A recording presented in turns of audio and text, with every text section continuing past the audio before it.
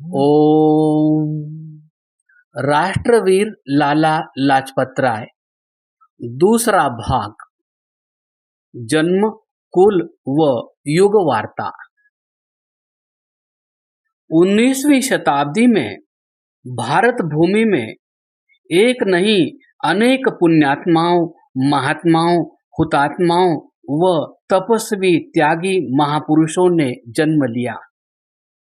विश्व इतिहास में किसी देश में किसी युग में इतनी विभूतियों ने जन्म लिया हो, ऐसा हमारे सुनने पढ़ने में तो आया नहीं। मनुष्यों का जन्म तो प्रतिदिन होता है, परंतु परोपकार के लिए, लोक कल्याण के लिए पराई आग में कूदने वाले इतने बलिदानियों का एक ही शताब्दी में भारत में जन्म लेना क्या आश्चर्य का विषय नहीं है? ऐसे ही आग्नेय पुरुषों में से एक थे हमारे चरित नायक लाला लाजपत राय। आपका पैतृक नगर तो जगरांव, जिला लुधियाना, पंजाब था, परंतु आपका जन्म 28 जनवरी 1865 को अपने ननिहाल के गांव डुडी के जिला फिरोजपुर में हुआ था। आपके पिता लाला राधा किशन राजकीय सेवा में फारसी के अध्यापक थे। वैसे परिवार के लोग वैश्य होने के कारण दुकानदारी किया करते थे। लाजपत राय बाल्यकाल में कई बार रुग्ण हुए, महीनों रोगग्रस्त रहते थे। आपके माता पिता ने आपके उपचार, निदान, सेवा शुश्रूषा में कभी भी असावधानी नहीं बरती। जब प्रथम बार आपको देश से निष्कासित किया गया, तभी एक देश सेवक ने उत्तर प्रदेश में उर्दू व अंग्रेजी में आपकी प्रथम जीवनी लिखी थी, जो छप न सकी।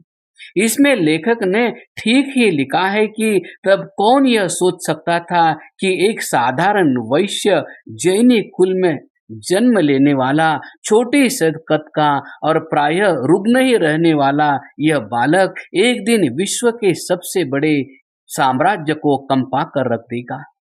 एक वेतनभोगी छोटे से अध्यापक का बेटा कितना बड़ा दानी व बलिदानी निकला। आज सारा देश उसकी वीरता, धीरता व शूरता पर गौरव करता है। लाला लाजपत राय एक संस्कारी जीव, बलिदान का भाव। जीव अल्पज्य है, यह तत्वज्ञ तो बन सकता है, सर्वज्ञ नहीं बन सकता।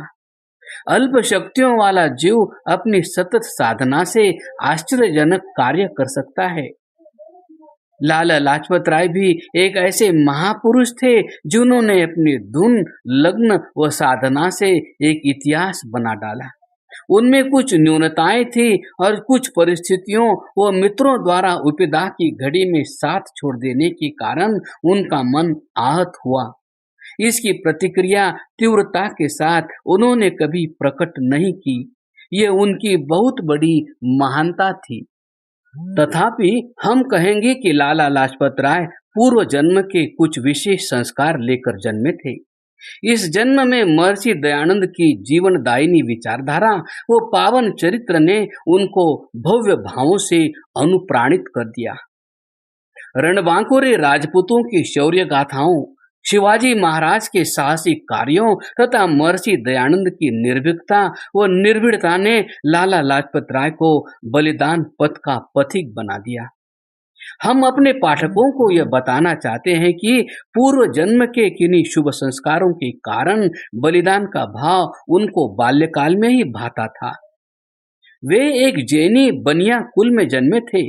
उस कुल में शूरता, वीरता व बलिदान की लोरियां उस युग में मिलने का प्रश्न ही नहीं उठता था, परंतु हमारे चरित नायक को फारसी पढ़ते पढ़ते शेख सादी की गुलिस्तां के निम्न पद्य ने गुदगुदा दिया। आश्चर्य है कि उनको किस स्रोत से घुट्टी मिल गई, कहां से प्राणोत्सर्ग का विचार ले लिया।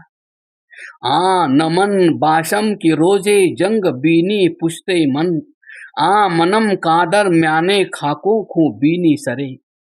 अर्थात मैं वह नहीं कि युद्ध भूमि में तू जिसकी पीठ देखे, मैं वह हूं कि तू रक्त व धूल में जिसका शीश लथपथ पाएगा। प्रसंगवश लिख दें कि बाल्यकाल में इन पंक्तियों का हम पर भी गहरा प्रभाव पड़ा। हमने 7वीं कक्षा में यह पद्य पढ़ा था। लाला जी के पिता राधा किशन। लाला लाजपत राय जी के जीवन की कहानी उनके माता पिता की चर्चा के बिना अधूरी तो क्या, अर्थहीन सी रहती है। इसी कारण लाला जी के प्रत्येक जीवनी लेखक ने उनके माता पिता की चर्चा यथासंभव विस्तार से की है। लाला लाजपत राय ने स्वयं भी अपनी आत्मकथा में उन पर कई पृष्ठ लिखे हैं। लाला जी के पिता श्री राधा किशन जी ने स्वयं लिखा है कि मेरा जन्म जनवरी 1845 ईस्वी में कस्बा जगरांव, जिला लुधियाना में हुआ। आपके पिता का नाम लाला रल्लूमल था। वो दुकानदार थे और जैन मत के मानने वाले थे। आपने उर्दू, फारसी व अरबी की ऊंची शिक्षा प्राप्त की। नार्मल पास करके राजकीय सेवा में पंजाब के कई नगरों में अध्यापन कार्य किया। जब लाला लाजपत राय कमाने योग्य हो गए तो पिता सेवानिवृत्त हो गए। लाला राधा किशन हिंदी, गुरुमुखी भी जानते थे। अध्ययन की रुचि थी। उर्दू के सिद्धहस्त लेखक थे। आप कई उर्दू पत्रों में लेख दिया करते थे और कुछ पुस्तकें भी लिखकर प्रकाशित करवाई। लाला लाजपत राय जी की जीवनी में हम लाला राधा किशन जी के जीवन की घटनाओं पर कुछ विशेष न लिखते हुए उनके धार्मिक विचारों पर प्रकाश डालना चाहते हैं। इसके बिना हमारे पाठक लाला लाजपत राय का जीवन चक्र ठीक ठीक समझ ही नहीं सकते। लाला लाजपत राय जी ने लिखा है कि मेरे पिता लाहौर में जन्मे थे। हमारे विचार में लाला राधा किशन जी का लेख ही प्रामाणिक है कि वह जगरांव में उत्पन्न हुए थे। लाला राधा किशन अपने पिता के साथ जैनियों की संध्या किया करते थे। मित्रों के साथ ठाकुर द्वारों व मंदिरों में जाते रहे, परंतु धीरे धीरे जैन मत व प्रचलित हिंदू धर्म से उन्हें घृणा होती गई। मूर्ति पूजा व अंधविश्वासों के वह घोर विरोधी बन गए। संस्कृत पढ़ी नहीं थी। हिंदू धर्म में श्रद्धा उत्पन्न होने का कोई प्रश्न ही नहीं था। कोई शंका समाधान करने वाले नहीं थे। कोई अच्छा साहित्य भी उपलब्ध नहीं था। जैन मत व हिंदू धर्म के खंडन में मुसलमानों व ईसाइयों की कई पत्र पत्रिकाएं तब छपती थी। नित्य नई पुस्तक हिंदू धर्म के विरुद्ध प्रकाशित होती रहती थी। राधा किशन समझते थे कि मूर्ति पूजा के अतिरिक्त हिंदू धर्म में कुछ भी नहीं है। आप एक मौलवी मोहम्मद साहिब के पास पढ़ा करते थे। उस मौलवी में इस्लाम के प्रचार की धुन थी। आचरण अच्छा था। वो अपने हिंदू शिष्यों के मन व मस्तिष्क पर इस्लाम की गहरी व अमिट छाप लगाने में पूर्णतया सफल हुआ। लाला राधा किशन के कई मित्र सहपाठी तो मुसलमान बन गए। लाला राधा किशन अपने मुसलमान गुरु की संगत की रंगत में पक्के मुसलमान बन गए। बस नाम नहीं बदला था। नाम मात्र के वह हिंदू थे। आपने अपनी पुस्तक तहकीकाते मजहब में अपने जीवन पर इस्लाम के प्रभाव को छुपाया है। पिता पर इस्लाम का रंग। लाला लाजपत राय जी अपने माता पिता के बड़े भक्त थे। वह एक आदर्श पुत्र थे, परंतु उन्होंने एतद विषयक अपने पिता के जीवन की बहुत सी बातें लिखी है। लाला लाजपत राय जी ने तो यहाँ तक लिखा है कि मौलाना मोहम्मद साहिब के जिन शिष्यों ने विधिवत इस्लाम की दीक्षा नहीं ली, वे भी अपने विश्वास में लगभग आयु पर्यंत मुसलमान ही रहे। मेरे पिता भी इस श्रेणी में थे। लाला राधा किशन ने 20 बार कुरान का पारायण किया था। उनको अनेक आयतें कंठस्थ थी। वो नमाज पढ़ते थे, रोजा रखते थे। 40 वर्ष की आयु तक वह सर सैयद अहमद खानी संप्रदाय के मुसलमान रहे। लाला राधा किशन को मुसलमानी प्रभाव से बचाने में माता गुलाब देवी जी की नीतिमत्ता ने बड़ा काम किया। लाला राधा किशन घर में हिंदू त्योहार भी मनाने नहीं देते थे। माता गुलाब देवी छुप छुप कर पति का विरोध सहकर भी सब कुछ करती रही। वह चाहती थी कि भले ही इनका आचरण व व्यवहार मुसलमानी रहे, परंतु उन्हें हिंदू वेश में यह पूर्ण स्वतंत्रता दे दी। लाला राधा किशन के मुसलमान मित्र उनके घर पर भोजन करते तो वह उनके झूठे बर्तन आग में डालकर शुद्ध करती थी। वह पति के धार्मिक अत्याचारों पर घंटों रोया करती थी। लाला जी नमाज पढ़ते थे। ये कहानी तो बहुत लंबी है, परंतु लाला लाजपत राय जी के लेखानुसार राधा किशन पर इस्लामी साहित्य का प्रभाव तो अंत तक रहा।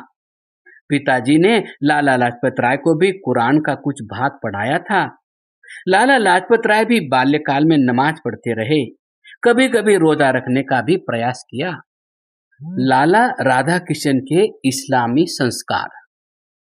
जैसा कि लाला लाजपत राय की साक्षी से हमने ऊपर दिया है कि लाला राधा किशन जी पर मुंशी कन्हैयालाल अलगदारी व सत्यार्थ प्रकाश आदि का प्रभाव तो बहुत पड़ा, परंतु उनके इस्लाम व इस्लामी साहित्य में रुचि तो अंत तक बनी रही। माता गुलाब देवी, श्री कन्हैयालाल अलगदारी व आजन्म ब्रह्मचारी वेदवेत्ता ऋषि दयानंद के यह देश व जाति सदा ऋणी रहेंगे। इन तीनों की कृपा से लाला राधा किशन मुसलमान होने से बचे। यदि वह विदर्भ में बन जाते तो राष्ट्र को लाजपत राय सरीखा बलिदानी राष्ट्रनायक कदापि न मिलता। लाला राधा किशन जी ने स्वयं लिखा है कि वह आर्य समाज रोहतक के सदस्य तो बन गए, परंतु वह भी वेद को ईश्वरीय ज्ञान नहीं मानते थे। पुनर्जन्म का सिद्धांत उन्हें तब भी मान्य नहीं था। उपनिषदों के अध्ययन व आर्य विद्वानों के लेखों व साहित्य का स्वाध्याय करने से उनको वैदिक धर्म की कुछ विशेषताओं व श्रेष्ठता का ज्ञान तो हुआ, परंतु उनके कुछ विचार तो यथापूर्व मैं न मानूं ही रहे। इस्लाम की भी कई मूलभूत मान्यताओं व अंधविश्वासों का वह खंडन करने लगे। अपने पाठकों की जानकारी के लिए हम यहाँ लाला राधा किशन जी की पुस्तक तहकीकाते मजाहब अर्थात चरागे हिदायत के मुखपृष्ठ पर छपे वाक्य दे देना आवश्यक समझते हैं। पाठक इन शब्दों को पढ़कर अनुमान तो लगाएं कि महर्षि दयानंद का आर्य जाति पर कितना भारी उपकार है। ये वाक्य इतिहास प्रेमियों की दृष्टि से ओझल ही रहे, जिसमें प्राचीन वैदिक धर्म व मुसलमानी मजहब तथा ईसाई एवं बौद्ध मत के सिद्धांतों पर विचार करके सनातन वैदिक धर्म की श्रेष्ठता दिखलाई गई है और विशेष रूप से कुरान शरीफ की आयतों तथा पवित्र वेद, गीता एवं उपनिषदों के मंत्रों की तुलना करके सिद्ध किया गया है कि हिंदू धर्म प्रत्येक पहलू से पूर्ण धर्म है। इसी पुस्तक की भूमिका में लिखा है, जब मैंने हिंदू धर्म को उन सच्चाइयों से भरपूर पाया जिनके लिए मैं अन्य मतों की आड़ लेना चाहता था, तो मुझे अपार आनंद की प्राप्ति हुई। यद्यपि मोहम्मद साहिब व उनके अनुचरों को आरंभ में विरोधियों ने बहुत सताया, परंतु प्रभुत्व पाकर उन्होंने भी उनकी अच्छी खबर ली। यह सब कुछ लाला राधा किशन जी के विचारों के उतार चढ़ाव का दिग्दर्शन करवाने के लिए लिखा गया है। आप ईश्वरीय ज्ञान के आविर्भाव का सिद्धांत नहीं मानते थे। वेद को नित्य व अनादि मानने का तो कोई प्रश्न ही नहीं था। कुछ भी हो, लाला राधा किशन एक परोपकारी, देश प्रेमी, सहृदय व्यक्ति थे। आपने लंबी आयु पाई। आपके निधन के समय लाला लाजपत राय जेल में थे। क्रमशः